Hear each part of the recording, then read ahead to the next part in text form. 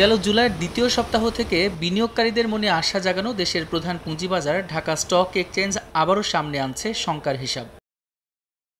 গেল সপ্তাহের লেনদেন হিসাবে ডিএসইর প্রধান সূচক ডিএসই এক্স প্রায় ১৩৩ পয়েন্ট কমে নেমেছে ৫,২৮৩ পয়েন্টে, যা গেল ২২ জুলাইয়ের পর সর্বনিম্ন। সেদিন সূচকের অবস্থান ছিল ৫,২৭০ পয়েন্টে।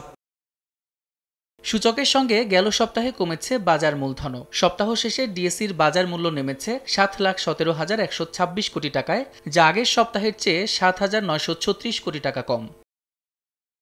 উত্থান পতনে থাকা দৈনিক লেনদেন গেল সপ্তাহের তৃতীয় কার্যদিবসে সর্বোচ্চ ৭৮৭ কোটি ৪৮ লাখ টাকা উঠলেও সপ্তাহ শেষ করেছে ৫৩০ কোটি ১৮ লাখ টাকায় নেমে। অথচ এক মাস আগে ৭ সেপ্টেম্বর দৈনিক লেনদেনের পরিমাণ ছাড়িয়েছিল ১,৪৪১ কোটি টাকা।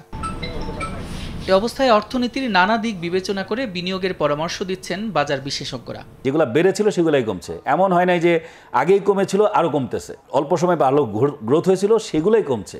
তাহলে কেউ প্রফিট নিলে তো আপনি তাকে জোর করে আটকাতে পারবেন না। বাট আমার বরঞ্চ জেনে বুঝে কেনা উচিত যে কখন আমি কিনবো। মেজর ফোকাসটা থাকবে যে বাজারে যাতে সুশাসনটা ফিরিয়ে আনা যায় এবং বাজারে যাতে মানুষের আস্থা আসে। তো এই জায়গাগুলোতে আসতে গেলে ধরেন অনেক ধরনের পলিসি সাপোর্ট দরকার। আমাদের এনবিআরের সাপোর্ট দরকার, বাংলাদেশ ব্যাংকের দরকার, নিয়ন্ত্রক সরকার পক্ষের দরকার, বা নিয়ন্ত্রক সংস্থাও কিন্তু রাষ্ট্রীয় কিছু কোম্পানিকে আনার জন্য অনেক দূর এগিয়েছে আলাপ আলোচনা। এটাকে বাস্তবায়ন মানুষ দেখতে চায়।